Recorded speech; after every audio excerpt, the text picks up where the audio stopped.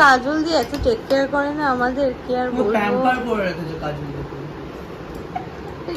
বাজে কথা বলছে, এইসব শোনাচ্ছে জানিস তো, একটু আসতে বললাম।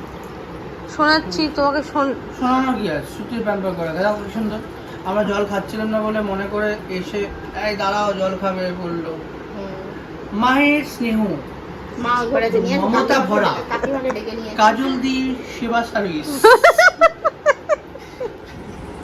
রিমো আজকে স্নান টান করে অনেকক্ষণ আজকে ঘুমিয়ে পড়েছে, কারণ আজকে ও একটুখানি সকাল সকাল উঠেছে। ও রোজ সকালবেলা উঠে যায়, তারপরে ওকে আবার একটু খাইয়ে দাইয়ে, মানে মেনলি ও ঘুম থেকে উঠে মিল্কটাই নেয়, তারপরে ও আবার একটুখানি ঘুমায়, তারপরে একটু ব্রেকফাস্টে ওকে সলিড দিই। তো দেখো এখনও ঘুনু করছে সোনটা বাবা। আর আজকে দেখতে দেখতে রিমো 7 মান্থস হয়ে গেল। মানে কি করে যে সময় চলে যাচ্ছে সত্যি বুঝতে পারছি না। মানে পুচকু ছিল যখন আগের ছবিগুলো দেখি, এখনো পুচকু আছে, কিন্তু এখন আস্তে আস্তে না বেশ বড় হয়ে যাচ্ছে। তো খুব ভালো লাগছে এই মোমেন্টটা, একটু অন্যরকম এনজয় করছি, তাই না সায়ন্তন? আজকে কাজল দিকে বলেছি একটু সায়ন্তনের তাকগুলো গুছিয়ে দিতে, আমার ইচ্ছে করছে না। কাজল দি না পুরো আমার কাজ করার ইচ্ছেটা কিন্তু কমিয়ে দিচ্ছ। কাজল দি খুব সিরিয়াসলি কাজগুলো করছে সুন্দর করে। এই রিমো, রিমো তুমি উঠে গেছো, ঘুম হয়ে গেছে একদম। দেখো বাবু বাবু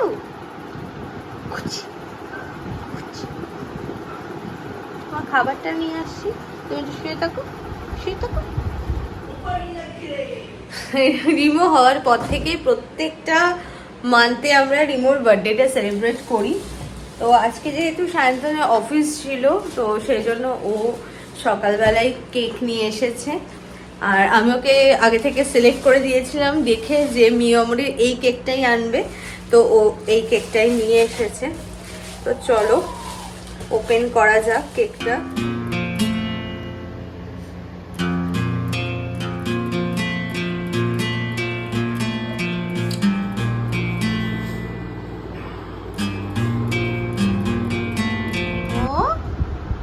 রিমো তুমি কেকটা খাবে না কি সোনা?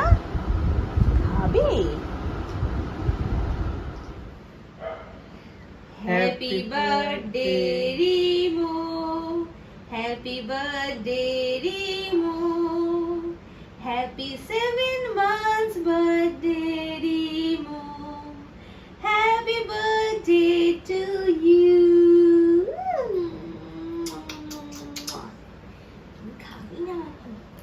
ওকে একটুখানি জাস্ট লাগাচ্ছি, বিকজ বাচ্চাদের তো চকলেট বা বাইরে কিছু দেওয়া খাবে তো।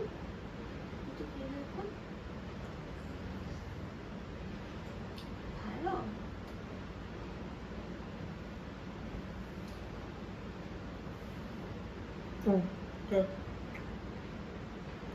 খাবে না, চকলেটের তিতো তিতো লাগে না, পছন্দ করছে না, ছেড়ে দাও, দরকার নেই।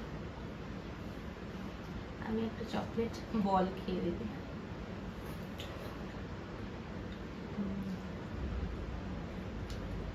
অন্যরকম না কেকটার ফ্লেভারটা, ভালো।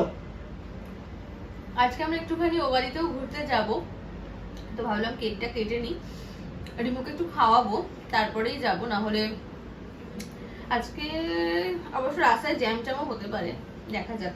চল অনেকেই বেরোবে, চল যাবি তো? চলো।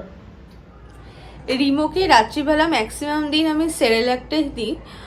আমাকে ডক্টর বলেছে সেরেল্যাক দিতে, বিকজ আমি জিজ্ঞাসা করছিলাম যে ঘরে তৈরি রুটি দিতে পারবো কিনা ওকে, বাট বললো যে ওই 9 মাসের পর থেকে দুধ রুটিটা দেওয়া যেতে পারে। এখন দুধ রুটিটা না দেওয়াই ভালো, ও অতটা হজম করতে পারবে না আটাটা।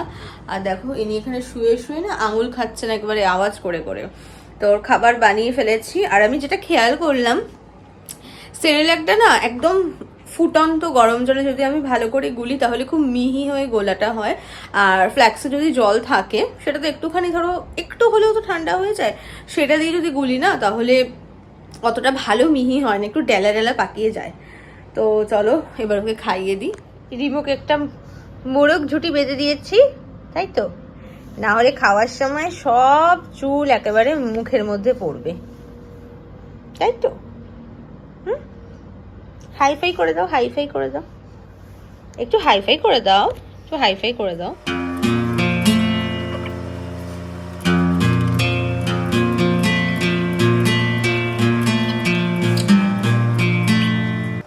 দেখলে তো কিরকম কোলে শুয়ে খাওয়ালে এত কোলে ঝাপা ঝাপি করবে যে একেবারে কোল থেকে বিছানায় উল্টে।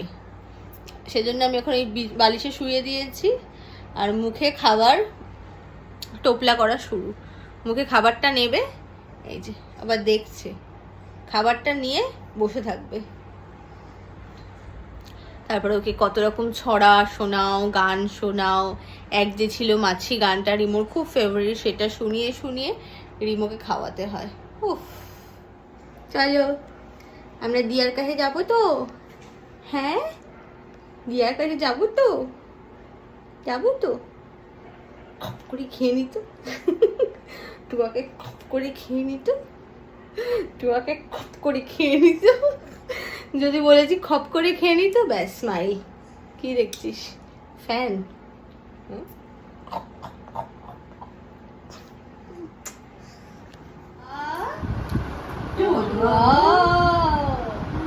তুয়া, তুমি কোথায় তুয়া? মানিকে মেসেজ করেছিলাম রিমিকে যে আমি আজকে আসবো, আসবি কিনা। বললো দেখি মায়ের কাজ শেষ হলে আসবো।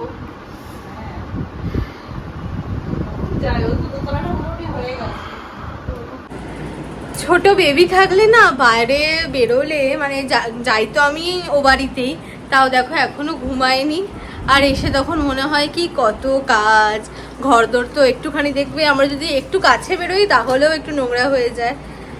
খাওয়া দাওয়া করতে হবে, বাসন টাসন গুছিয়ে রাখতে হবে, রিমোকে ঘুম পাড়াতে হবে।